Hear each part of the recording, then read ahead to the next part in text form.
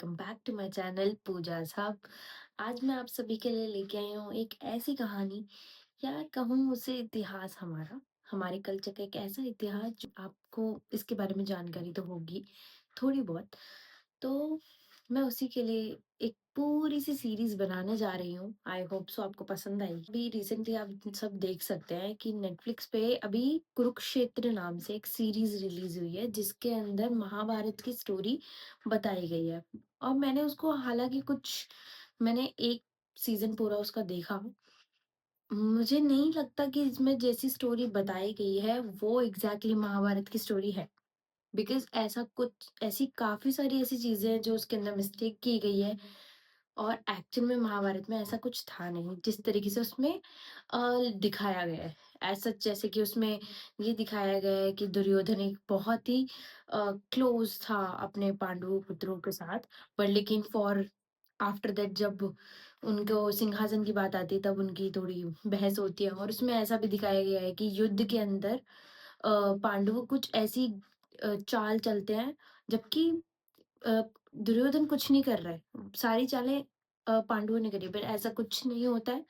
मैं इस चीज़ को अब ढंग से पूरी कहानी बताना चाह रही हूँ, सो दैट आपके पास बिल्कुल करेक्ट स्टोरी पहुँच सके कि महाभारत में एग्ज़ैक्टली हुआ क्या था।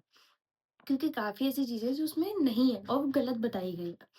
सो महाभारत हमारे इतिहास का एक ऐसा पार्ट है जिसके अंदर न जाने कितनी जान गई है। महाभारत एक ऐसी सिर्फ महाभारत एक कहानी नहीं है, एक लड़ाई की कहानी नहीं है, जिसके अंदर सिर्फ लोग मारे गए हैं। नहीं, महाभारत एक ऐसी कथा है, एक ऐसी हिस्ट्री है जो आपको आने वाली पीढ़ी, जो भी जनरेशन है, उसको काफ़ी सारी सीख देती है कि आपको क्या करना चाहिए, क्या नहीं करना चाहिए। तो महाभारत की कहानी अब शुरू करती हूँ मैं। भरत नाम के एक राजा थे, जो बिल्कुल बहुत पावरफुल इंसान थे। जब पूरे राज्यों में, सारे राज्यों में जब अहंकार और ये सारी अत्याचार बढ़ता जा रहा था, तभी राजा भरत धरती पे जन्म लेते हैं, और उन्होंने काफ़ी अच्छा राज्य फैलाना शुरू करते हैं और सब कुछ अच्छा करने की कोशिश करते हैं कि राजाओं की बुद्धि को ठीक कर सकें। उन्हीं के वंशज जब आगे पीढ़ी बढ़ती है, उनके वंशज बनते हैं शांतनु, महाराजा शांतनु। और महाराजा शांतनु की बीवी यानी कि पत्नी, धर्मपत्नी होती है माँ गंगा।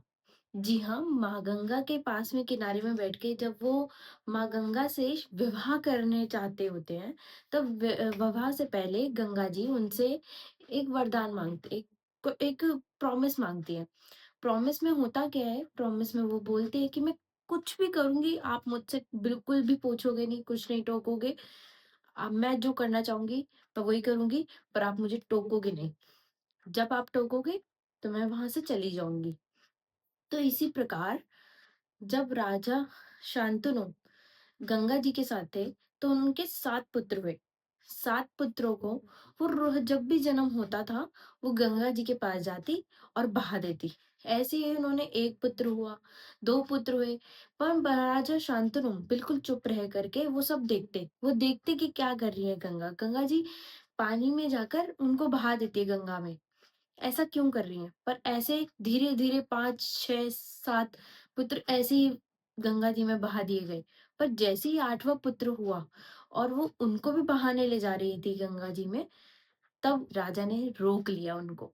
उनको रोका और पूछा कि तुम ये क्या कर रही हो और ये क्यों बहा रही हो हमारे बच्चों को? तब गंगा ने बोला था, मैंने आपसे कहा था ना कि आप मुझसे सवाल-जवाब नहीं करेंगे, और अगर करेंगे तो मैं तभी रुक जाऊँगी और मैं चली जाऊँगी। तो अब मैं इस सवाल का आपका जवाब दे ही देती हूँ जाने से पहले। ये जो 7 पुत्र थे, ये सारे देवता थे, और इन देवताओं के ऊपर श्राप था। इन देवताओं के ऊपर श्राप था कि इनकी ज़िंदगी बहुत नरक जैसी होगी। परंतु माँ गंगा इतनी पवित्र है, खुद के अंदर बह जाने से ही आपको आपकी आत्मा को शांति मिलती है, राइट? तभी आप देखते होंगे कभी भी किसी की डेथ होती है तो गंगा जी में बहाने जाते हैं उनकी अस्थियों को। तो वैसे ही वो उन देवताओं को, आत्मा को शांति देने के लिए वो गंगा जी में बहा देती थी। तो ऐसे ये 7 7 ऐसे देवता थे जिनके ऊपर श्राप लगा था, उनको उन्होंने धीरे-धीरे करके गंगा जी में बहाया। जब 8वें पुत्र को जो उन्होंने रोका, वो थे देवव्रत, जो कि आज आप सभी भीष्म पितामह के नाम से जानते हैं। भीष्म का जन्म होते ही वो माँ गंगा चली गई अपनी वापस स्थान पर, गंगा जी के स्थान पर, और शांतनु अकेले रह गए। तब शांतनु ने अ, अपने पुत्र भीष्म को शिक्षा देने के लिए भेज दिया। अब शिक्षा देने के लिए भी किसके पास भेजा? वो है परशुराम जी। परशुराम के बारे में तो आप सब जानते होंगे, नहीं जानते तो इसके लिए मैं अलग से वीडियो बनाऊँगी। तो परशुराम जी के पास उन्होंने शिक्षा देने के लिए भेजा गया। तो जब वो उन्होंने शिक्षा के लिए भेजा गया, तब महाराजा शांतनु बिल्कुल अकेले पड़ गए थे। राज्य तो सँभाल रहे थे, पर एक अंदर से अकेलापन उन्हें खाया जा रहा था। तभी उस समय जब वो राजा थे, वो कभी-कभी नदी के किनारे चले जाया करते थे। तो वहाँ पर उन्होंने एक स्त्री को देखा, बहुत ही सुंदर स्त्री थी जिनका नाम सत्यवती था। सत्यवती एक बहुत ही अच्छी कन्या थी, सुंदर कन्या थी, जो कि एक मछुआरन की बेटी थी। महाराजा शांतनु उनको पसंद करने लगे। उनके मन में उनसे बात करने की इच्छा हुई, वो बात करने लगे, धीरे-धीरे क्लोज़ भी होते गए। तब उन्होंने महाराजा शांतनु ने उनसे विवाह का प्रस्ताव रखा। तब प्रस्ताव के समय उन्होंने ये पूछा कि आप तो विवाहित हैं और आपके पुत्र भी हैं। तो वो कहते हाँ, मेरा पुत्र है और अगला राजा भी वही बनेगा मेरे बाद।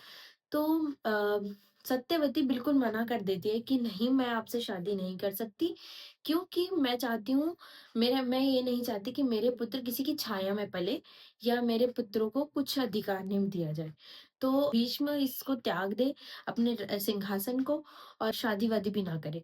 तो यह कहकर शांतनु बहुत परेशान भी हुए, क्योंकि अब पुत्र अपनी शिक्षा पूरी करके आने ही वाले हैं और उनको राज सिंहासन मिलने ही वाला है, तभी सत्यवती ने ऐसा ऐसा सिचुएशन उनके सामने रख दिया, तो वो क्या करेंगे?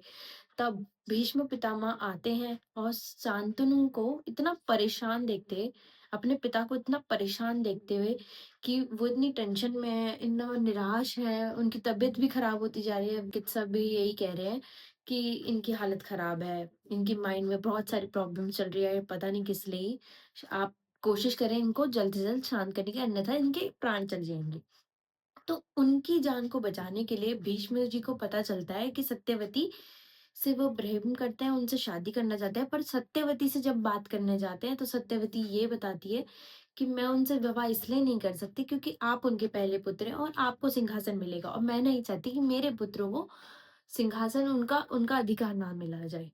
तो मैं ये चाहती हूँ, या तो आप सिंहासन को त्याग दें, और अगर आप शादी करते हैं और आप शादी भी ना करें, क्योंकि आप शादी करेंगे तो आपके पुत्र, आप तो नहीं बेशक सिंहासन ना मांगे, पर आपके पुत्र कभी ना कभी मेरे पुत्रों से लड़ने जरूर आएंगे कि आप मेरा अधिकार वापस दें, हमारे पिता का अधिकार वापस दें।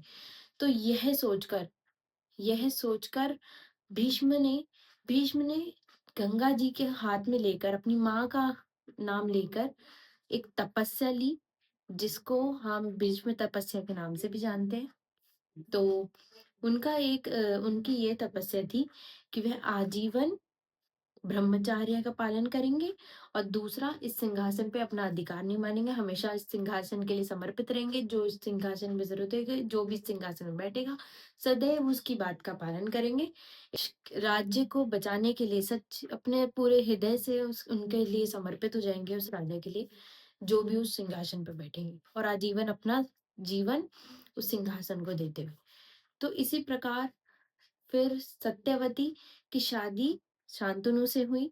भीष्म जी उनके साथ ही थे, परंतु उनको राज्य सिंहासन नहीं मिला, क्योंकि उन्होंने ये वरदान मांगा, और इनका इस वरदान को देखते हुए ब्रह्मदेव, सारे सारे देवताएं भी चौंक गए कि उन्होंने इतनी बड़ी तपस्या मांगी, इतनी बड़ा तपस्या की है, और इतनी प्रकोप से की कि सब लोग देखने लगे, क्योंकि बादल गरजने लग गए थे, बिजली कड़कने लग गई, क्योंकि गंगा जी के पुत्र थे और इतना बड़ा वो वर माँगते हुए अपने आप को ही त्याग दिया किसी के लिए, अपने पिता के लिए। उस समय फिर उन दोनों के विवाह भी हो गया, उनके फिर पुत्र भी हुए 2। शांतनु और सत्यवती के 2 पुत्र हुए, जिनका नाम चित्रांगद और विचित्रवीर था। चित्रांगद और विचित्रवीर दोनों भाई थे। चित्रांगद का शायद विवाह से पहले ही विवाह से पहले ही उसकी युद्ध में मृत्यु हो गई। जहाँ पे भीष्म पितामह ने उन्हें भेजा था युद्ध के लिए। उन्होंने खुद ही ज़िद की थी कि मैं जाके युद्ध लड़ना चाहता हूँ। वह युद्ध में मारे गए थे, तो उनकी शादी हुई नहीं थी। विचित्रवीर को सिंहासन दिया गया जो कि छोटे भाई थे, और विचित्रवीर राजा बाद में बने। तो राजा बनने के बाद उनको विवाह भी हुआ। विवाह के बाद उनका कोई पुत्र नहीं हो पाया, परंतु उससे पहले वो बीमार हो गए और उनकी मृत्यु हो गई। राज्य में राज सिंहासन को बैठने के लिए कोई बचा ही नहीं। अब सत्यवती बड़े परेशान थी, वो करे क्या। सत्यवती वेद व्यास जी के पास गई। व्यास जी के पास जाकर उन्होंने बोला कि मेरी बहू को, मेरी एक बहू है और मेरी एक बहू को पुत्रों की आवश्यकता है ताकि मेरा वंश आगे बढ़ सके। तो वह उनसे वरदान मांगती है। तो व्यास जी आकर उनको पुत्र प्रदान करते हैं। 3 पुत्र होते हैं। 3 में से एक का नाम धृतराष्ट्र होता है और दूसरे का नाम पांडु होता है, और जो तीसरे पुत्र होते हैं वो दासी पुत्र होते हैं। जो दासी पुत्र उनका नाम होता है विदुर। तो इन तीनों का इन तीनों की ये प्रॉब्लम होती है कि धृतराष्ट्र जो सबसे बड़े पुत्र होते हैं वो बचपन से ही अंधे होते हैं, और जो पांडु होते हैं वो बिल्कुल कौशलवान होते हैं, बिल्कुल एम्पावरिंग होते हैं, वो तेजस्वी होते हैं। और जो तीसरे होते हैं वो दासी पुत्र होते हैं, तो विदुर। तो इस कारण सिर्फ एक ही को राज्य मिलता है, जो कि है पांडु। महाराजा पांडु को राज सिंहासन दिया जाता है, जिससे धृतराष्ट्र को बुरा लगता है, क्योंकि वो कैपेबल तो होते हैं बिल्कुल सब चीजों में, पर लेकिन अंधे होते हैं। तो इस वजह से उनकी माँ और वो सभी उनको मना कर देते हैं कि आपको राज सिंहासन नहीं मिल सकता। और ये बात कहने वाले भी अपने माता को, सत्यवती को बोलने वाले भी भीष्म होते हैं। तो वो भीष्म को पसंद नहीं करते हैं। लाइक उनको बुरा लगता है कि भीष्म पितामह जो मेरे शिक्षक थे, उन्होंने पांडु की साइड ली मुझे न देखते हुए, जबकि उनको पता है मैं कितने कैपेबल हूँ। अ, अंधा होने के बावजूद भी मैं युद्ध लड़ सकता हूँ, मेरे को तलवार चलानी आती है, मैं सब कुछ कर सकता हूँ। बस मेरे में एक कमी है कि मैं अंधा हूँ। बाकी मेरे अंदर 100 हाथियों की पावर जितनी इतनी पावर है मेरे पास। तो पांडु को राजा बना दिया जाता है। धृतराष्ट्र की शादी होती है गांधार नरेश की पुत्री गांधारी से। गांधार एक राज्य होता है। गांधार में एक राजा होते हैं, गांधार राज। और उन गांधार राज की पुत्री होती है गांधारी। और गांधारी के जो भाई होते हैं, अ, गांधारी के भाई होते हैं शकुनी। तो शकुनी किसी कार्य से बाहर जाते हैं, और उनके राज्य में कुछ प्रतियोगिता रखी जाती है। प्रतियोगिता रखने के पूर्व भीष्म वहां पर आ जाते हैं। भीष्म जी धृतराष्ट्र का रिश्ता लेकर वहां पर पहुंचते हैं कि मेरा पुत्र है धृतराष्ट्र, मतलब पौत्र है धृतराष्ट्र, और मैं उनका विवाह आपके पुत्री से कराना चाहता हूँ, जो कि है गांधारी। और इसके बारे में ये धृतराष्ट्र की गांधारी से शादी शादी कराने की भी एक साजिश ये होती है कि सत्यवती ये चाहती है कि उसके कुल में कभी किसी पुत्र की कमी ना रहे। तो इस वजह से वो उसकी शादी कराती है। अब क्यों? क्योंकि गांधारी के पास एक वर होता है जिसके अंदर उसको 100 पुत्र होने की वरदान होता है। तो गांधारी 100 पुत्र कर सकती है, तो उसका मतलब कभी भी पुत्रों की कमी ही नहीं रहेगी उनके राज्य में। तो वहां पर वो जाते हैं, गांधारी को पौत्र के लिए जीत कर लाते हैं, क्योंकि स्वयंवर था इस वजह से। तब स्वयंवर से उनको लाने के लिए उन्होंने ये नहीं बताया होता कि गांधारी के जो पति होने वाले हैं वो अंधे हैं, यानी कि धृतराष्ट्र अंधे हैं। सबको ये पता है कि उनके पौत्र हैं, पर लेकिन ये नहीं पता होता कि वो अंधे होते हैं। जब गांधारी को शादी वाले दिन पता चलता है कि वो अंधे हैं, तो वो अपने पति को निराश ना करने के लिए, उनकी उनकी पीड़ा को समझने के लिए वो एक तपस्या लेती हैं एक प्रॉमिस करती हैं कि मैं इस आँखों पे अपनी पट्टी बाँध लूँगी अपने पति की तरह, ताकि उनको अकेलापन ना लगे कि वो अकेले हैं, या मैं उनको समझ ना पाऊँ क्या पता आगे जाके। तो इस वज़ह से वो भी अपनी आँखों को लाल पट्टी से ढक लेती हैं और आजीवन उसका बाँध के रखने का प्रॉमिस करती हैं, वरदान लेती हैं। तो जब उन्होंने आँखों में पट्टी बाँध के जाती हैं उन्होंने विवाह के लिए, तो जो धृतराष्ट्र होते हैं उनको बहुत गुस्सा आता है कि ये मेरा मज़ाक बना रही है। मैं अंधा तो मेरी बीवी भी अंधी, और सब लोग ऐसे बोलेंगे कि पति तो अंधा है ही, पत्नी भी अंधी हो गई इसके चक्कर में। तो यह के सोचते हुए उसको बहुत क्रोध आया, धृतराष्ट्र को बहुत क्रोध आया। परंतु उस समय वह कर नहीं सकता था बिकॉज़ विवाह का समय चल रहा है। तो विवाह होने के पश्चात जब उनका एकांत में एक साथ मिलना हुआ, तब उनको पता चला कि ये मज़ाक ऐसे इन्होंने मेरा मज़ाक उड़ा रहे हैं, तो उन्होंने बहुत दुर्व्यवहार किया उनके साथ। परंतु कुछ समय बाद जब उनको गांधारी के बारे में पता चलने लगा, वो किस तरह के स्वभाव वाली है, कोमल, निर्मल, बिल्कुल प्यारी, तब उनको पता चला कि वह तो उनके लिए ये सब कर रही है ताकि उनको कभी ऐसा ना लगे कि वो अकेले हैं, या मैं उनकी सिचुएशन को समझ नहीं पा रही, क्योंकि उनके भी काफी ऐसा भी होता है, आप मिसअंडरस्टैंडिंग समझ सकते हैं कि दो लोगों में मिसअंडरस्टैंडिंग होती है कि देखने की नजरिए की। जब दोनों का नजरिया एक जैसा होगा तो लड़ाई होने के चांसेस भी कम होंगे। फिर कहानी बढ़ती है यहाँ से शुरू, जहाँ पे गांधारी के भाई शकुनी को इस चीज का पता ही नहीं होता कि उसकी बहन की शादी एक अंधे से की जा रही होती है। जब वो घर पर आते हैं उनको बहुत ज्यादा गुस्सा आता है शकुनी को कि मेरी बहन की शादी, जिससे वो बहुत प्यार करते हैं, उसकी शादी एक अंधे से करा दी गई, और एक बिल्कुल चाल चल के चला बनाई गई कि बताया भी नहीं गया कि वो अंधे थे। इस वजह से वो बहुत गुस्सा हो जाते हैं, और उनके माइंड में बहुत सारे प्लान्स चलने लगते हैं कि मैं इस परिवार को खत्म कर दूंगा, कभी भी उस परिवार में शांति नहीं रहेगी, मैं तबाह कर दूंगा उस फैमिली को। उन्होंने ये संकल्प ले लेते हैं। ये संकल्प लेने के जस्ट उसी के बाद पांडवों की भी शादी हो जाती है। पांडु की वाइफ जो कि कुंती होती है, और दूसरी माद्री जो उनकी दूसरी पत्नी होती है, पहली पत्नी कुंती होती है। तो माद्री और कुंती ये दोनों उनकी पत्नी होती है, उनको राज सिंहासन मिला होता है। तो कुंती से उनकी शादी इसलिए होती है क्योंकि कुंती को भी एक वर मिला होता है ऋषि दुर्वासा की सेवा की वजह से। वह ऋषि दुर्वासा की सेवा करती थी पहले, उनके विवाह से पहले वो ऋषि दुर्वासा की बहुत सेवा की उन्होंने, तो उन्होंने उनकी सेवा के बदले उन्होंने फलस्वरूप एक ऐसा मंत्र दिया था जिसके अंदर वो कोई भी देवता को बुला के पुत्र प्राप्ति कर सकती थी, मतलब पुत्र अपने बच्चा मांग सकती थी कि मुझे बच्चा आपके गुणों वाला बच्चा मिल जाए। तो ये उनके पास वरदान तो था ही। तो you know Satyavati is a very थोड़ा चालाक पर्सन एज अ उस राजनीति के चक्कर में। तो उन्होंने उस उनके वहां पे भी भेज दिया था, पर उधर पांडु गए थे क्योंकि Pandu is a very gentle person जो कि अपने अपनी पत्नी को स्वयं चूज करना चाहते थे। माद्री और कुंती से विवाह के पश्चात जब वो वापस आए, वापस आने के बाद गांधारी गांधारी बहुत समय हो जाता है, गांधारी को अभी तक बच्चा नहीं हुआ होता है, तो उसके ऊपर प्रेशर बनाया जाता है कि अब आपको बच्चा कर लेना चाहिए, एटलीस्ट एक 100 में से एक तो करो अभी इस समय।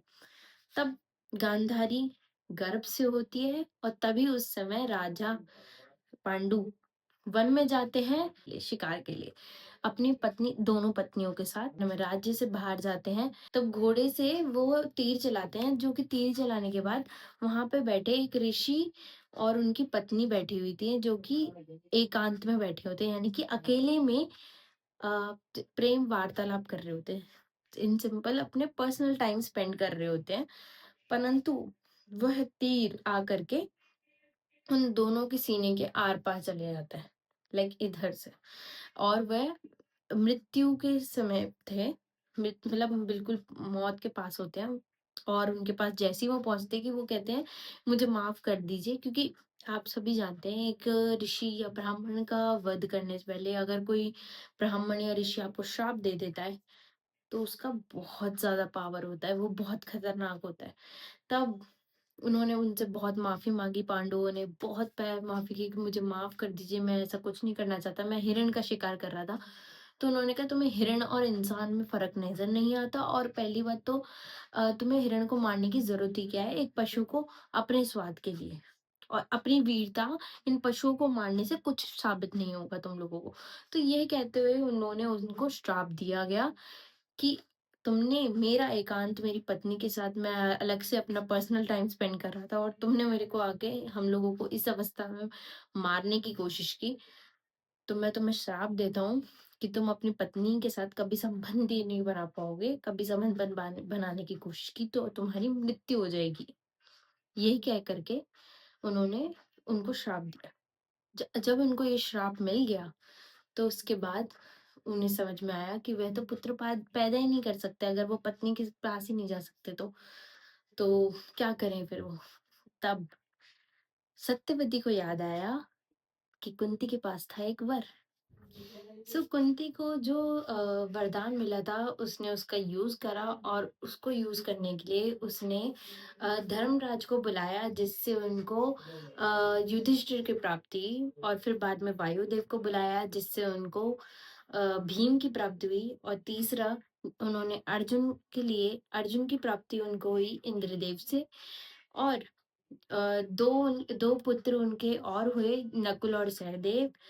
तो यह दो पुत्र उन्होंने अपनी दूसरी उनकी दूसरी पत्नी को दे दिए गए, माद्री को।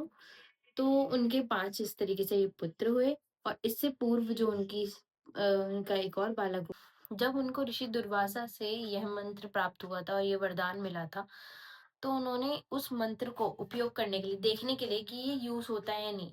अब लड़कियां उस समय पर जल्दी शादी हो जाया करती, लगभग 14-15 अप्रोक्सीमेटली ये एज होती थी उनकी शादी की। तो बचपन में बचपने में कुछ चीज मिलती है आपको, तो आप उसको यूज करने का तो मन करता ही है ऑफ कोर्स। तो उन्होंने उस मंत्र का यूज कर लिया, बच्चा मिल गया उनको। सूर्यदेव को बुलाया था, और सूर्यदेव से उनको कर्ण की प्राप्ति हुई। अब शादी से पहले अगर आपको बच्चा मिले, आपका बच्चा हो जाए, तो दुनिया आपको गलत नजर से देखती है, उसके ऊपर कलंक लगाया जाता है, उसको गलत निगाह से देखा जाता है।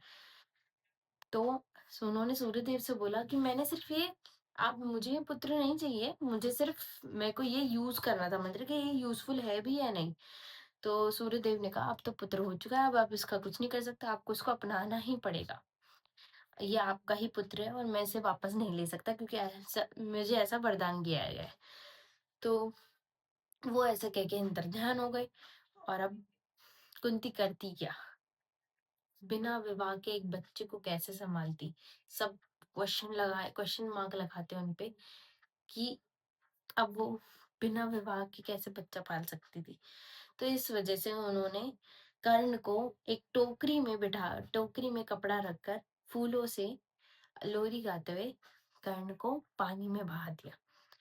पानी में बहाने के बाद वो पानी के बहने से एक नदी के किनारे पहुंचे, जहां पर जो आपने देखा होगा जो रथ चलाते हैं, रथ चलाने वाले जो होते हैं, उनके उनके पास आते हैं, उनके हाथ में आते हैं, और उनका पुत्र भी नहीं होता।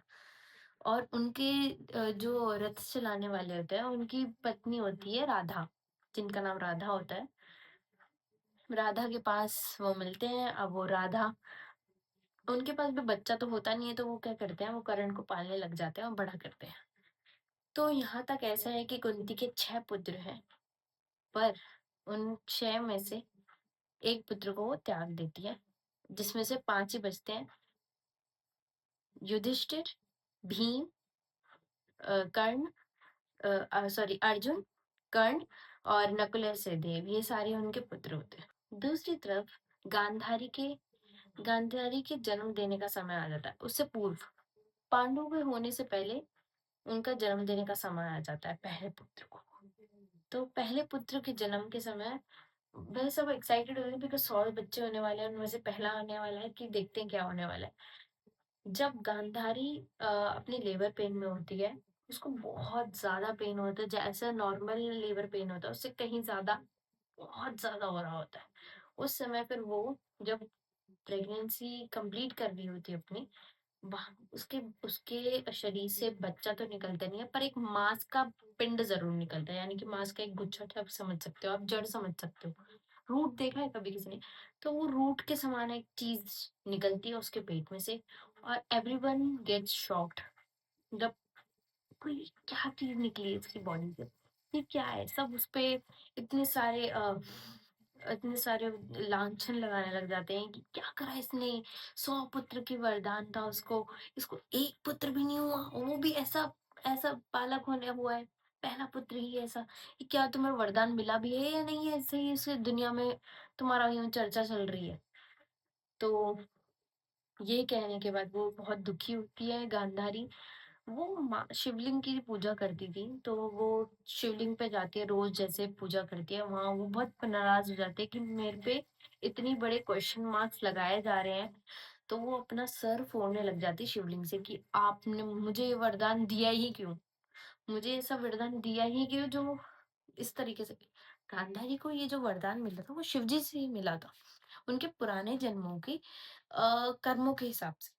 तो उनके जो पूर्व जन्म के अच्छे कर्म थे उस हिसाब से उनको ये वरदान इस जन्म में मिला था कि मुझे 100 बच्चे छोड़ो, मुझे एक ही बच्चा ऐसा दो जो मेरा खुद का हो एटलीस्ट। और ये कैसा वरदान दिया है जो मुझ पे श्राप की तरह लगा हुआ है। तो इस तरीके से वो बोलने लग जाती है। उसी समय जब सत्यवती को ये पता चलता है कि उन्होंने मांस के पिंड को जन्म लिया है, और वो बहुत कंफ्यूज हो जाती है कि ये कैसे हो सकता है, तो वो व्यास जी को बुलाती है। व्यास जी बताते हैं कि ये पर्ण का गुच्छा नहीं है, ये एग्जैक्टली एक, आप समझ सकते हैं, एक रूट है, एक एक बीज है, जिसको बीज को बोने से एक पेड़ बनता है और पेड़ पे फल लगते हैं। तो एग्जैक्टली ये भी इसी तरीके से है। तो 100 बच्चे वो एक साथ नहीं कर सकते, इस वजह से उसने मांस के पिंड को जन्म दिया, जो कि मांस का पिंड 100 बच्चों में डिवाइड हुआ। तो उनके जो 100 बच्चे हैं वो एक साथ आने वाले थे, सब बच्चे आने वाले थे। तो व्यास जी ने एक गुफा थी, उस गुफा में उन बच्चों का सींचना शुरू किया। सींचना इन द सेंस बड़ा करना, लाइक गर्भ बना दिया। उसको गांधारी गर्भ भी कहते हैं। जो गुफा थी उसको गांधारी गर्भ। वहां पे बहुत सारे अंडे के रूप में बच्चे आ रहे थे अंडे के अंदर। वो एक गुफा के अंदर थे, 100 लगभग 100 अंडे उधर फिट हो सकते थे। तो पहला बच्चा जो होने वाला था, उसके लिए व्यास जी ने आगे कहा कि ये बच्चा बिल्कुल असुरी शक्ति से होने वाला है, लाइक बहुत राक्षसी काइंड ऑफ इसकी बुद्धि होगी, बहुत विनाश करने वाला है, ये आपके वंश को खत्म कर देगा। धृतराष्ट्र को कहा गया। पर धृतराष्ट्र भी पहली पहली बार बाप बनने वाले थे, गांधारी भी पहली पहली बार माँ बनने वाली थी। तो इन लोगों ने, उन्होंने कहा, व्यास जी ने कहा कि इसको अभी समाप्त कर दो, 100 में से एक बच्चा नहीं रहेगा तो क्या हो जाएगा? तो ये कहकर उन्होंने बोला कि उसका अंत कर दो। भीष्म भी उससे राजी थे, मारना चाहते थे, क्योंकि कौन चाहता अपने वंश का अंत करना। इस वजह से तो उन्होंने मारने का आदेश दे दिया। वहां पे जाके गांधारी ने उन सभी को चुप करा दिया कि वरना तुम मेरे पति से मैं आप कहकर तुम सभी को मरवा दूंगी, अगर मेरे पुत्र को छुआ तो यह कहकर गांधारी ने अपने बच्चे को बचा तो लिया, पर वो बच्चा पैदा होने के बाद दुर्योधन के नाम से जाना गया, जो कि एक्चुअल मासुरी शक्ति से था। उसके बाद उनके 100 धीरे धीरे बच्चे होने लगे, पर वो पांडवों से बाद हुए थे। ये इस तरीके से ये पूरी स्टोरी है अभी तक। इसका मैंने अभी एपिसोड 1 बताया। जानने के लिए अगर आपको आगे जाननी स्टोरी, तो मेरे सेकंड एपिसोड को जरूर देखिएगा। आगे क्या मिलता है या क्या होता है, उसकी जानकारी आपको जरूर मिलेगी सेकंड वीडियो पे। तो मेक श्योर आप लाइक शेयर एंड सब्सक्राइब जरूर करें, ताकि आपको सेकंड वीडियो भी इसकी जल्दी मिल सके। ओके, सो मिलती हूँ आपसे जल्दी एक न्यू वीडियो के साथ, पार्ट 2 एपिसोड। Bye bye.